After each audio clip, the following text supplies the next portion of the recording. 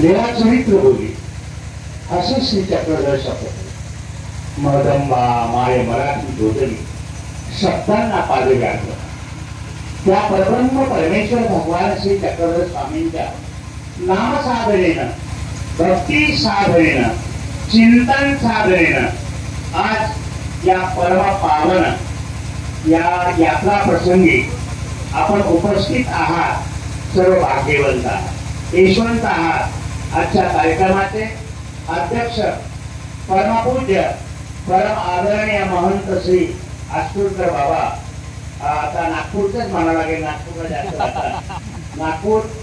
आणि त्याचबरोबर आजच्या कार्यक्रमामध्ये त्या समाजात त्या परिसरामध्ये धर्मप्रचार आणि प्रसारासाठी अत्यंत मेहनतीने काम करणारे हुंडारकर बाबाजी, आदरणीय पूज्य श्री विश्वनाथ बाबाजी, देगावकर बाबाजी,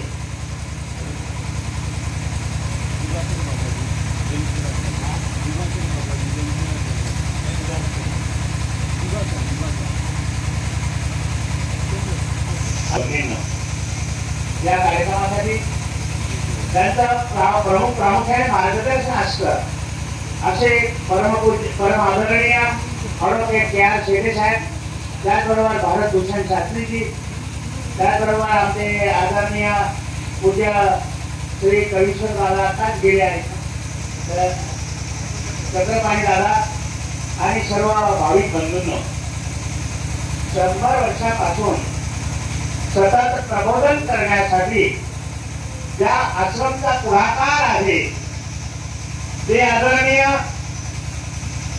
सद्भक्त महानुभाव पंथाचं कर्मयोगी सेवा करणारे, राष्ट्रमोर्चात या सेवाव्रताची दीक्षा घेणारे आमचे आदरणीय श्री रावसाहेब समर्थ भवरे साहेब, ते अतिशय विद्वान होते, अतिशय दूरदृष्टीचे विचार असणारे व्यक्तिमत्व होतं. आणि ते ग्रस्त नव्हते तर ते अनेकांना दीक्षा सुद्धा त्यांनी घ्यायला लावलं होतं, दीक्षा सुद्धा दिलेलं होतं. धर्माधरूढीचे धर्माला आधार दिला पाहिजे अशा प्रकारचे धर्माधर देणारे ते भवरे साहेब होते. आणि म्हणून त्यावेळेच्या या ठिकाणी असणारी नानाजी शास्त्री आणि त्यावेळी जी मंडळी होती ती अतिशय दूरदृष्टीची होते की त्या ठिकाणी अत्यंत महत्वाचं आहे, त्याचा मिळताही थोडा गुण घ्यावा, साठा त्याचा अनित्य करावा. थोडाही गुण असेल त्या गुणाचं गुणानुमोदन करणार, त्या व्यक्तीला व्यक्तीचं महत्व देणारे अशा प्रकारची संत मंडळी होती. त्यानंतर तिची पिढी पद्मनाभी बाबा असते, अभयराय बाबा असतील, कपाडे बाबा असतील, त्यावेळी अनेक जी मंडळी आहे त्यांनी परिश्रम घेतले पंथाच्या समतेसाठी, पंथाची विषमता घालवण्यासाठी जो अतिशय मेहनत घेतली. रेतपूर सारख्या ठिकाणी त्या ठिकाणी वेषांतर सुद्धा दीक्षा देण्याचा कार्यक्रम, वस्त्र देण्याचा कार्यक्रम सुद्धा करावा लागला. म्हणजे अशा प्रकारची त्यावेळी एक परिस्थिती होती. त्या परिस्थितीमध्ये त्यांनी केलेलं कार्य ते अतिशय महत्वाचं आहे. आणि म्हणून ते खऱ्या अर्थानं त्यांनी पार्लमेंट बोर्डापर्यंत ते गेले, त्याचे सदस्य झाले. आणि त्या ठिकाणी त्यांचं वैशिष्ट्य असं होतं की पार्लमेंटमध्ये सुद्धा ते इतके कट्टर होते की त्या ठिकाणी त्यांना त्या ठिकाणी जेवणाचा प्रसंग आला तर त्या ठिकाणी सांगा माझा पूजा केल्याशिवाय मी जेवत नाही. आणि त्यावेळेच्या लोकांनी ती पूजा त्यांची मागवली. त्या ठिकाणी त्यांनी दत्तात्र्याचा विशेष काढला, तो विशेष केला. आणि त्या ठिकाणी ते श्री नेहरू सुद्धा त्यावेळी होते.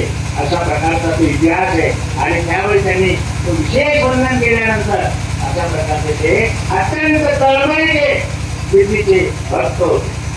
आज काय होतंय, आज मुलं काय येत नाहीये त्याचं कारण असं आहे की त्यांच्या आईवडिलांचा दोष आहे. साधू घरी गेल्यानंतर ते म्हणतात मुलाचा क्लास आहे, त्याचा अभ्यास आहे, कारण त्यांना पैशाच्या मागे त्यांचं प्रलोभन आहे.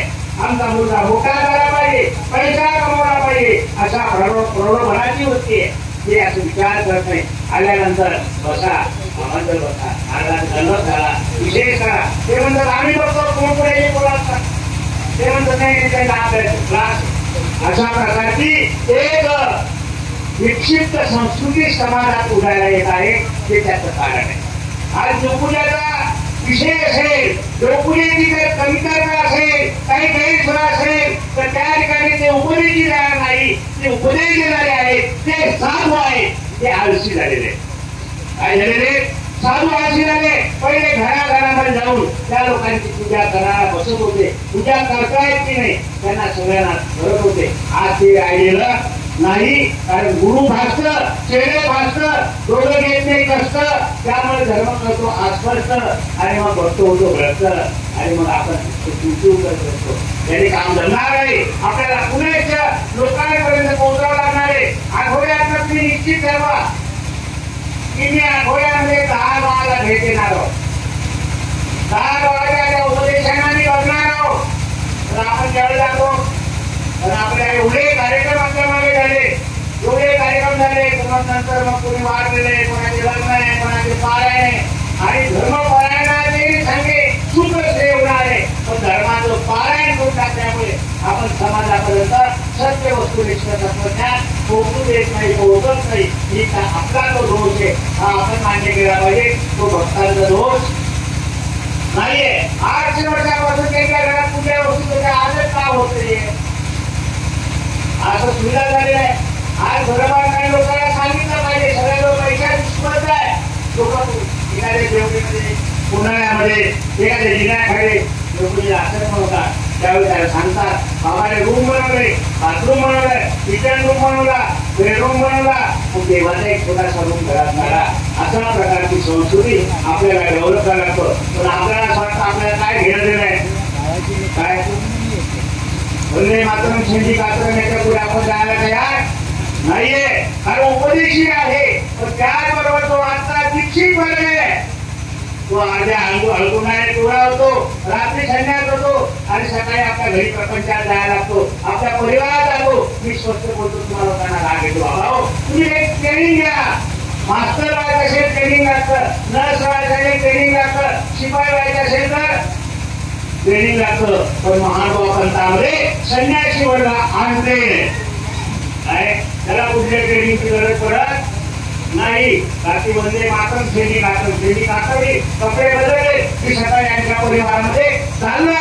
मग त्याला विधीचं ज्ञान नाही, निषेधाचं ज्ञान नाही आणि त्यामुळे तो आपला संपूर्ण इकडं भागभाग करतो. काय करतो? फिरतो आणि फिरल्यानंतर मिळालेल्या वस्तूंची प्रपंच करतो. माझं एवढं स्पष्ट बोललं काय होतं? अहो कसं नाही, खरी वस्तू दिली आहे. आणि संन्यास घेत असताना त्याला बंद करा की तुला घ्यायचा असेल तर माझ्याकडे नेहमी 2 वर्ष थांबावं लागेल. 2 वर्ष थांबावं लागेल.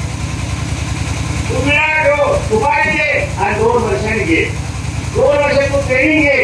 अशा प्रकारचं त्याला महिनाभर सुद्धा ट्रेनिंग नाही. मी म्हणतो माझी संख्या वाढते, चालू द्या, अशा प्रकारचा विचार पुढे येतो आणि त्यामुळे ही मरगळ येते. काय ते ही मरगळ येते. ही मरगळ दूर करायची असेल तर त्यासाठी आपल्या साधू लोकांना प्रयत्न करावे. त्यात ग्रस्ताचा दोष आहे.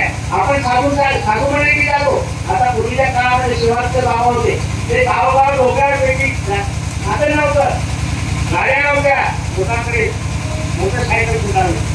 आम्ही काय फिरायचो सायकल नंतर काही सायकलवर फिरायचं. सायकल तो माणूस एकटीच घेऊन येणार ना, मग पांढरीवर बसायचं. आम्ही वतनदार असताना मागून पाहिजे मागायचं आणि त्याच्या गावाला पोहोचायचं. बाबा माझ्या तास नको आणि अशा प्रकारचं ते काम करून प्रचाराचं काम करायला जायचं. त्यावेळी लोक टिकतात, लोक पक्के राहतात. 40 वर्षापूर्वी हे गावामध्ये तो देखील दरवर्षी त्याचा आवडला पाहिजे, त्याला विषय सुद्धा दिला पाहिजे. आणि मग अशा प्रकारचे चांगले संस्कार करणं हे साधूंचं काम आहे. साधूचा आपला ट्रेनर, आपला ट्रेनिंग देणारा ट्रेनर जो आहे तोच काही थोडासा चुकला तर गडबड झाल्याशिवाय राहणार नाही. अजून करता दोघांची जबाबदारी आहे. इथे दोघेही जरा जबाबदार आहे. अजून करता आपण सर्वांनी विचार करावा. यात एकटे जबाबदार नाही, फक्त त्या ठिकाणी साधू सुद्धा जबाबदार आहे. दोघांनी आपली जबाबदारी घ्यावी आणि समाजाला संघटित करावं. त्याला व्यवस्थित ठीक करण्याचा प्रयत्न करा. तरी आज धर्म वाढलेला आहे, वाढत आहे.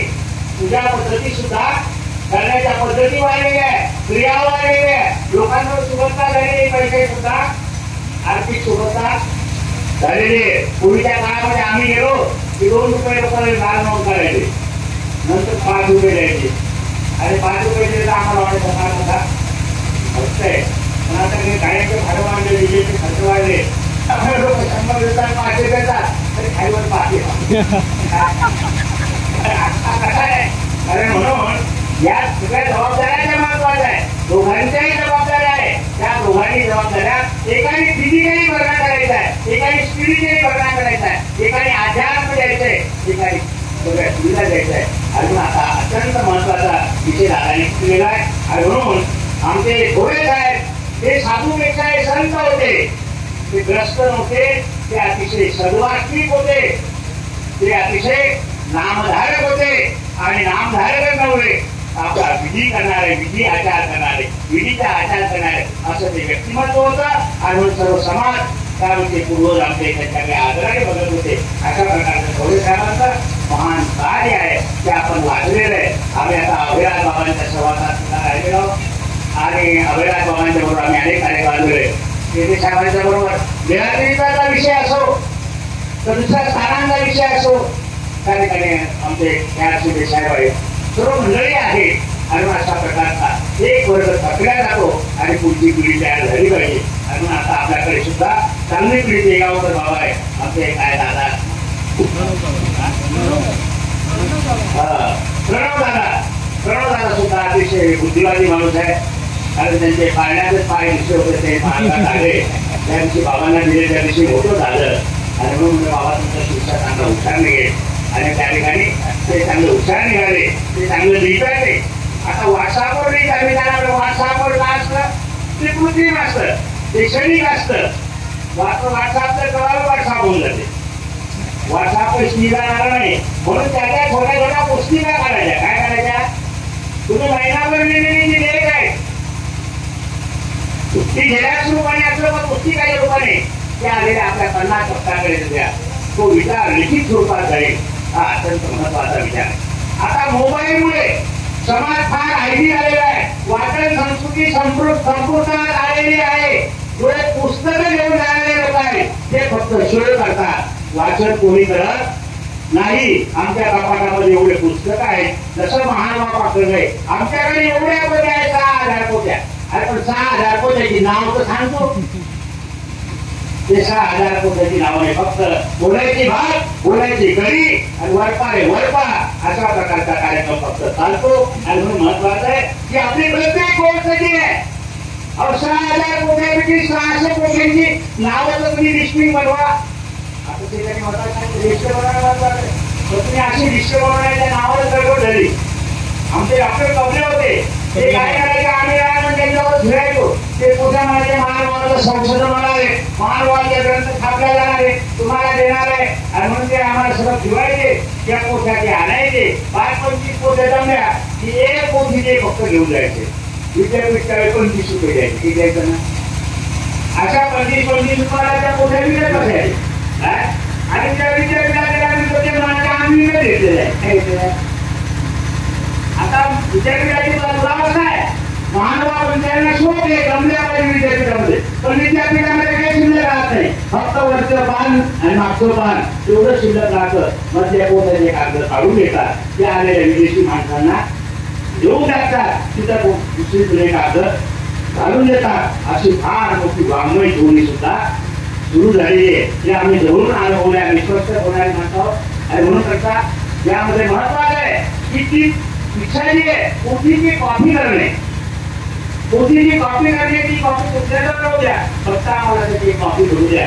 अशा प्रकारचा जो आता नवीन डिजिटल करण्याचा जो विचार सुरू झाला आहे हा अत्यंत महत्वाचा आहे, तो लाभदायी आहे. आणि म्हणून सर्व उपदेशी मंडळींना माझा आग्रह आहे, तुम्ही 10 विषय करू नका, 1 विषय करा, 2 विषय करा. अति यत्न केले, अति प्रयत्नाने करा, अति नम्रतापूर्वक करा.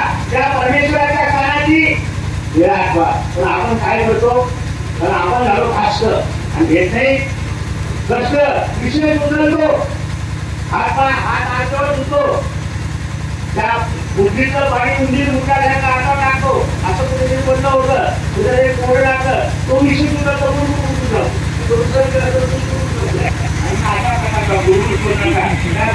काही वेळा नाही. अतिशय नम्रतापूर्वक निष्ठापूर्वक आणि श्रद्धापूर्वक अति यत्न केले, अति यत्न करा. आणि म्हणून ते गणेशराचं ते शांत भिक्षुक आणि वासनिक त्याबद्दल आदर ठेवा. आधी तुम्हाला भिक्षुकाबद्दल आदर पाहिजे, वासनिकाबद्दल सुद्धा आदर पाहिजे आणि त्यामुळे काम करा. जर तुम्ही फार मंडळी बघतो लय प्रेमी माणसे आहेत, त्यांना घेतलेले आतापर्यंत मी 2000 माणसं होते गेली प्रेमाचे लहान प्रवासामध्ये जे गातो त्यामुळे रिक्षा घेतली बाबा कुठे आला त्यामुळे घरी जावं नाही बाबा घेतली घरी. त्याच्यात थोडा बदल करा, येणाराने बदल करा, घेणाराने बदल करा. त्याला ट्रेनिंग द्या. 6 महिने तर तुला इथून हलता येणार नाही. आता माझ्याकडे कोण जाणार चांगलं काम करायचं ड्रायव्हिंग करायचं माझे आपल्याला आधार वाटायचे तो मी रिक्षा म्हणजे नाही होती देणार 2 वर्ष तुला थांबावं लागेल. म्हणजे ती गोष्ट टार्गेट असेल तुझे घे माझ्या ड्रायव्हिंग करतो म्हणून तुला देणार असा विचार माणसाच्या मनात आला पाहिजे. प्रत्येकाने विचारांना समृद्ध आणि अशा प्रकारचं मजबूत जर विचारबंधने घडायचं असेल तर त्यासाठी ट्रेनिंग महत्वाचे. आणि आपण या ठिकाणी आलो. मला जास्त साहेबांचा विचार होता अध्यक्ष म्हणून, परंतु मला वेळ होणार होता कारण तुमची सभा ही 12 वाजेपर्यंत कारण मला जायचं दुसरे घरी होता मला. आणि मग म्हटलं जातं शेंडी टीका शेंडी टाळून सभा दे, शेंडी टाळून सभा देते कारण लावला तुझं नाव गाडी बनतं काय.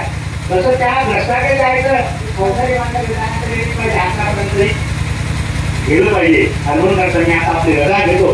आपण अतिशय मेहनतीने 100 वर्षापासून हा कार्यक्रम चालवता. त्या सर्व कार्यकर्त्यांना आमचे शिर्के साहेब तर त्यांचे सर्व कार्यकर्ते जे आहेत बंधू साहेब आहेत, विश्वनाथ बाबा आहेत, मंदारणी बाबा आहेत, या कार्यक्रमाला राबवतात. अतिशय महत्वाचं आहे. पूर्वीची मंडळी सुद्धा फार अतिशय जोड होती. आरबी दादा या नावाला तुम्ही मिळाम साहेब आले ते तर अतिशय किती होते. आता ते म्हणजे सगळं घेतो आणि मग त्यांच्या घराकडून काढायला आलं म्हणून नागराज बाबा आले पाहिजे म्हणून नागराज बाबांनी बोलत होतं ते काय आठवलं तुम्हाला उपदेश करायला उपदेश तुमचं काय बदल होणार आहे. आणि म्हणून त्यांच्या घराच्या उद्घाटनाला नागराज बाबांना आम्ही कळवून लागलो. आणि कळवून लागल्यानंतर बाबांचा उपदेश त्यांच्या बहीण सुंदराताई होत्या त्यांचा फार अगोदर साहेब उपदेश गेला पाहिजे. उपदेश घेतला आणि मग त्याने उपदेश घेतला. उपदेशच नव्हे त्यांनी देवपूजा कमी केली असेल पण अनेकांना देवपूजा करण्यासाठी मंदिर बांधून दिलं. काय झालं त्या ठिकाणी सतत कोठी चालण्यासाठी मंदिर बांधून दिलं. म्हणजे आपला जो आधार आहे धर्मात रूढीने धर्माला आधार विविध प्रकारचा दिला जातो केलेला आहे. महत्वाचं आहे. या ठिकाणी ते जिल्हा परिषद असतात त्यांनी अनेक ठिकाणी आश्रमच्या शासनाच्या माध्यमातून त्या मंदिरांसाठी काय केला. भोजनला मंदिर वाजत असताना साहेबांना म्हणजे साहेब देता येणार नाही पण मला कुठल्यातरी योग्य बघा आणि काय म्हणजे कुठेही देता येईल. आणि त्या ठिकाणी बऱ्याच ठिकाणी तुम्ही करताय तशा प्रकारचा ब्रिज त्यांनी त्या ठिकाणी जिल्हा परिषद मार्फत समाज कल्याण खात्याच्या वतीने तो दिला. अतिशय दूरदृष्टी माणसं त्यावेळी या ठिकाणी बनसोड साहेब हे जिल्हा परिषद सदस्य होते आणि मग आम्ही काम होते आणि मग ते रोज येऊन बसायचे आम्ही सांगितलं बाबा तुम्ही असं काम करू शकता तुमच्या हातामध्ये यंत्रणा आहे. ते पुढे आमदार झाले आणि त्या कामाला त्यांनी वाढवलं आणि कामं झाली. फक्त काम आपले जरी झाले नाही ते प्लॅनिंगही झालं नाही. आपण काय करतो सभा खाते माणसे सगळे देतो एखाद्या आमच्या आपल्याला गेल्यानंतर हाडा व्यक्त करतो तळतळ व्यक्त करतो डोळ्यात नाशी येतो हा चांगला माणूस होता हा काय मागायला बनवता असं म्हणून जाते. तसं आपण फक्त कार्यक्रमामध्ये कार्यक्रम खाते माणसावं पण इथं प्लॅनिंग करतोय की नाही बाबा एखाद्या इकडं जागा घेतली पाहिजे. त्या ठिकाणी महानुभाव मतदानाचा मुलं संपून उभं केलं पाहिजे. एक जागा घ्यायची असेल 20 लाखाची मिळत असेल 20 माणसाचा प्रश्न करा 20 लोकांकडे 1 लाख रुपये घ्या. लाख रुपये देणारे लोकांना अवघड आहे. फार पैसा आहे लोकांजवळ फक्त त्यांना नियोजन देताना मार्गदर्शन आहे. काही लोक लोकांच्या आलू मध्ये काढत आहोत हा घरी जाते आलू भात असला मला भात असला काय जास्त लागतं खायला राशन खर्च फार कमी आहे, फक्त डेकोरेशन खर्च आपले वाढलेले आणि त्यामुळे आपलं मन अशांत होतं. डेकोरेशन तर झालंच नाही. त्याचा महत्वाचं आहे 30 करोड जागा घ्यायची तर काय मोठं संपूर्ण महाडवा मंडळाच्या येणाऱ्या साधनांसाठी मोठं एक पर्यटनाचं केंद्र या ठिकाणी मंजूर होऊ शकतं. पर्यटनाने आणलेली करोड रुपये निधी फक्त तुम्ही मागणी करण्याचे नियोजन करा. माझ्या बाजूने आलो आता त्या जागेवरती सहज पर्यटन मंत्र्याची बोललो की म्हणतो साहेब तुम्ही पर्यटनाला काय काय देऊ शकतो आम्हाला समजून लागली आहे आणि ते सुद्धा समजतं 3 कोटी रुपये मंजूर केले किती. आता ते त्यांच्या पद्धतीने करणार त्याचं पैसे देते ना त्याच्या 3 कोटीमध्ये 50 लाख रुपये होणार मला तुम्ही दुसरं करणार का खाऊ द्या का तुम्हाला जो 2 कोटी मिळाले कारण अशा प्रकारचे नियोजन करा. सर्व मुलीची मंडळी करते या गरीब मंडळी उपस्थित होतो या त्यावर संत असेल संतांजवळ सुद्धा पैसा आले नाही असं नाही आहे कारण त्यांनी फक्त जर विचार केला फक्त दसऱ्याचाच पैसा देतो म्हणलं वर्षाच्या काही भरपूर दसऱ्या घेते तर मी फक्त ना आणि पुस्तकं बघा झोडतो दसऱ्याचे लाख रुपये म्हणून जातात देतात गॅस टाका म्हटलं नाही बाबा आता एक 5 रुपये सुरत थांबलेला आहे नाही म्हणतो देतात दाखवून वाढलेलं आहे फक्त त्या दाखवून संस्कारित करणं त्याला वळण देणं अत्यंत महत्वाचं आहे. बोलताना पण साधूंना राग आला असेल राग होऊ नका व्हावं फक्त सुधारणा आपल्या घरी पैसा ठेवावं होतं रागाला अनुरागामध्ये बदल करा सुधारणा करा एवढीच अपेक्षा करतो. बाबांना आपल्याला जास्त ऐकायचे तुम्हाला लोकांना आणि बाबांच्या सोबत जास्त नाही कमी बोलतो म्हणलं तरी मी बोलता माणूस जास्त बोलून गेलो निर्गीर आहो आणि म्हणून आपण सर्वांनी शांत ऐकलं आणि म्हणून आता पुढील वक्त्यांचं भाषण सुरू करा आणि प्रत्येक भाषणाचं विश्लेषण करू नका कारण हे मंडळी विश्लेषण करायचं म्हटल्यानंतर ते पण काउंटर मांडर फेड करतात त्यांना समजत त्यामुळे विश्लेषण करायचं ते असं म्हणाले ते कसं म्हणाले. आता त्या लोकांना सवय लागली वाढवण्यात संचलन करणाऱ्या लोकांना सवय लागली ते काय करतात ते भाषण झालं गाडीमध्येच होणार आमचा असं फक्त बाबा काय बोलले समाज येतात ते काय बोलले विश्लेषण करू नका. मला मी खाणारी माणूस आहे फक्त तुमच्या सेवेसाठी घालून तुम्ही सर्वांनी प्रेमाने ऐकलं त्याबद्दल धन्यवाद. मी माझ्या पुढच्या प्रवासाला सुरुवात करतो.